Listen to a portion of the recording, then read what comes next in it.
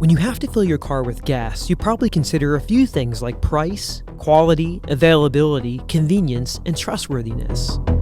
The same calculus goes into just about every household purchase you make, from buying groceries to hiring a contractor to paint a room. It's no different for the federal government, which spends billions every year on contracts for goods and services.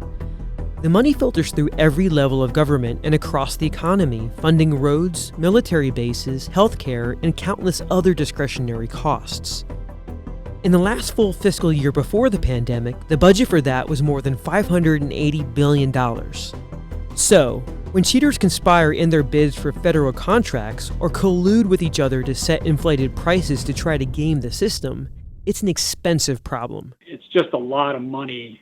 That's Richard Powers, a Deputy Attorney General who leads criminal enforcement efforts in the Department of Justice's Antitrust Division. There's a study out there that said roughly 20% of all procurement spending is lost to bid rigging. So if you take sort of that $580 billion number, and you think about it in the context of how much money is being lost to bid rigging, it sort of says, okay, this is a problem and we need to try to save the taxpayer money, and we think we have a model for making it work.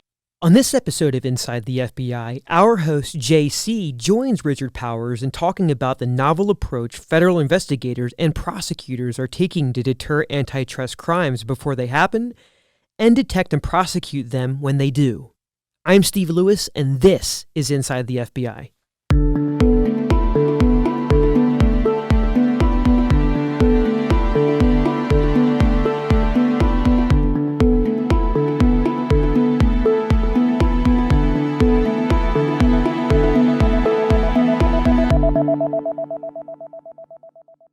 Richard Powers is one of the architects behind the Procurement Collusion Strike Force, which formed in November 2019 to focus anew on fraud in the federal procurement process. The initiative has grown since then to include 22 U.S. attorneys' offices and more than a half dozen federal investigative agencies, like the FBI. Their combined efforts, which include training and working with state and local agencies and hundreds of procurement personnel in the U.S. and overseas, have resulted in the recovery of millions of dollars in losses and criminal charges against individual conspirators. Powers says the strike force is a model for deterring, detecting, and pursuing fraudsters targeting federal procurement funds, an essential lifeline of money, especially during the pandemic. He describes how the strike force was formed and how it is carrying out its mission despite and in light of the COVID-19 challenges. The idea was to leverage the combined capacity and expertise of each of the partners, and to do that towards two core objectives. The first is to deter and prevent antitrust and related crimes on the front end of the procurement process through outreach and training. So this includes providing training to what we refer to as the buy side of the procurement process. So, federal, state, and local procurement officials, and helping them identify or spot what we refer to as the red flags of collusion and fraud. And those are sort of the indicators that there might be something going on, as well as focusing on the sell side too. So the contractors, the procurement officials, and folks like that. So, the deterrent side of this is sort of step one for the strike force and what it's been trying to do in the first year. And then the second side, of course, is detect, investigate, prosecute anything that comes up through better coordination among the partners. The crimes the strike force is trying to prevent and prosecute are not new. Illegally tilting the playing field to gain advantage has been around for more than a century, if not much longer. The country's guiding law, the Sherman Antitrust Act, was enacted in 1890 specifically to prohibit activities that restrict interstate commerce and competition. In recent years, however, certain crimes have become a more or less regular occurrence in federal case files and court dockets. From the Antitrust Division's perspective, if you go back over 20 years, bid rigging and procurement cases is a staple of our prosecutions. We see it all the time. At the time we rolled out the strike force, for example, I would say about 1/3 of our investigations related to procurement or government funds issues. And so it's really sort of historically we've seen this issue. The crimes the strike force is focused on fall roughly into three baskets. Here's how Powers describes each. The first one is price fixing. Two of the biggest tuna sellers in the country got together and decided that they were going to sell tuna fish at $2 a can instead of $1 a can. That's an example of of price fixing, right? They agree, instead of competing on price, they're going to agree to raise their price. Next, bid rigging. Bid rigging is really, you have a contract, a government contract that's being let out. The competitors decide, well, wouldn't it be better if we had an agreement, I'll win this one, you get the next one, and then we can both charge more. And the last one is market allocation. I'll use the territorial allocation example, but let's say you have two competitors, two companies that compete for contracts or something nationwide, and one says, listen, let's stop cutting each other's throats.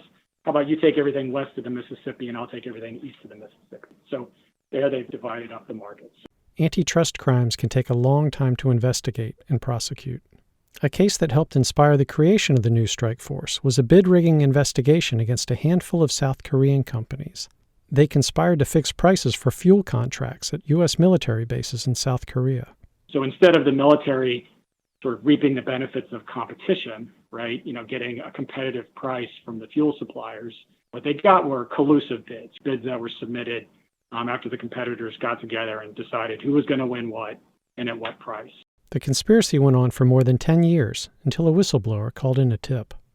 Investigators and prosecutors from multiple agencies ultimately charged 5 companies and 7 individuals in the scheme. At the end of the day, the companies ended up paying about $362 million in fines, penalties, and damages. So the loss to the government there was really in hundreds of millions of dollars, and we were able to recover that for the taxpayers.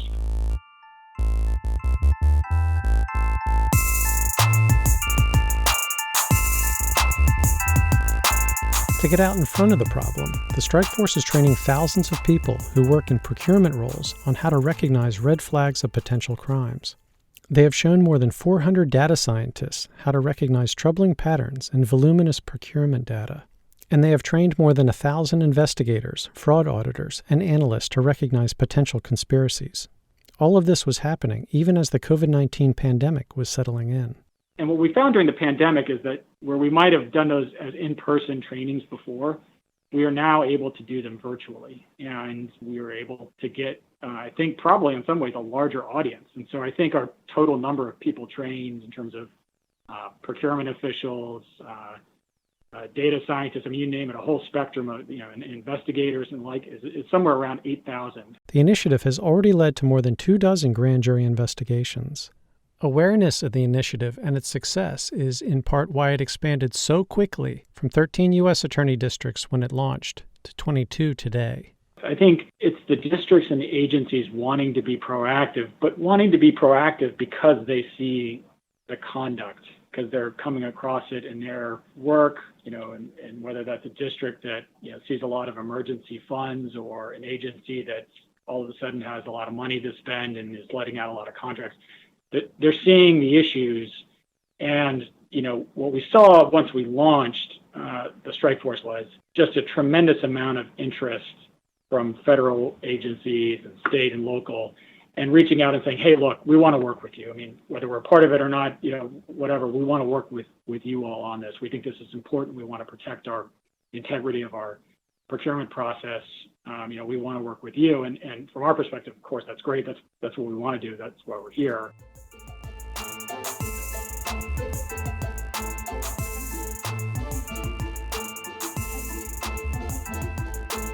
Having so many agencies in a coordinated effort across wide swaths of the country is likely to generate more tips and investigative leads. The FBI alone has 56 field offices and hundreds of smaller satellite offices peppered across the country, and dozens of other offices overseas. All of these federal agencies bring in unique skills and capabilities, and a lot of it's through geographic presence. Just with the FBI alone, our geographic footprint across all the 50 states and the U.S. territories, it's proven invaluable to the strike force over the last year. That's Special Agent Dave Scott, a section chief in the FBI's Criminal Investigative Division, who helps lead the Bureau's efforts with the strike force. So when you add that worldwide geographic presence of the FBI and our partner agencies with the regional teams, antitrust division attorneys, it just provides us additional tremendous capability to meet the threat in each area of responsibility. The strike force has a public website for tips.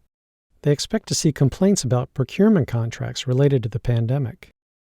Scott cited markets that may be particularly susceptible right now to collusive behavior, including real estate, financial, construction, and food. Richard Powers said the risks for illegal activity are especially high with so much money flowing into markets to support the economy.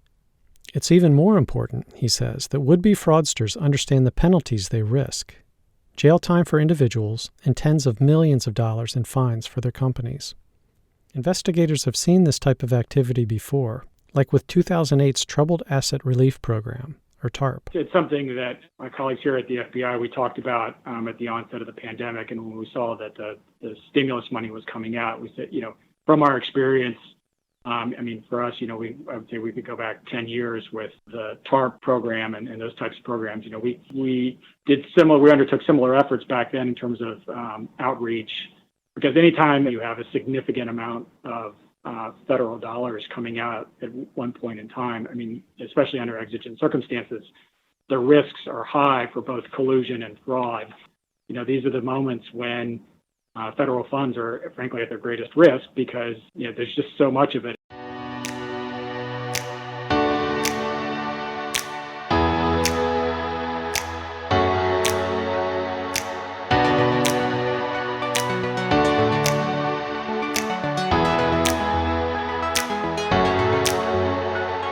It can be easy to shrug off someone else's millions or billions in losses when you're struggling to make your rent, gas up the car, and put food on the table. But this kind of crime is particularly insidious because it affects everyone. It's your money, for your roads, hospitals, food, and even gas, that's being siphoned away through rigged bids and fixed prices. And thanks to the Strike Force's efforts, the momentum for combating these crimes is growing. My sense is we'll see, more of these investigations being opened just by virtue of the fact the number of people we're getting in front of. And then we'll start to see cases come in. But, these are white-collar criminal cases. They take, some time to investigate and prosecute. So I think this is one of those efforts that you really want to measure in months and years because just the nature of the investigations. Getting a full measure of the initiative's success isn't easy. How do you calculate how much money is saved by deterring crimes from ever happening? But a string of indictments and millions of dollars in potential fines will hopefully make criminals reconsider trying to game the federal procurement system. Powers said that was top of mind when they first rolled out the initiative. I think how we measure success is really our ability to get the message up, to make sure everybody understood we were on the scene and this was something we were going to be focused on so that the bad actors out there would think twice before undertaking the conduct.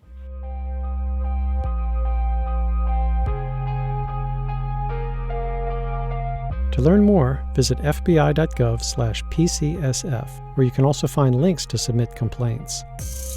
As Dave Scott warns, procurement fraud can turn up anywhere, and your tips could be vital in preventing or stopping it. You can take steps to prevent this type of illegal behavior in your own neighborhood. And if you're aware of what happens in your community, you're on the lookout for suspicious activity, which may indicate the red flags of collusion that we spoke about. Ultimately, bid rigging, price fixing, and market allocation all directly harm consumers and impact the economy. And by being aware, you can make a difference in preventing that from happening. This has been another production of Inside the FBI. I'm JC with the FBI's Office of Public Affairs. Thanks for tuning in.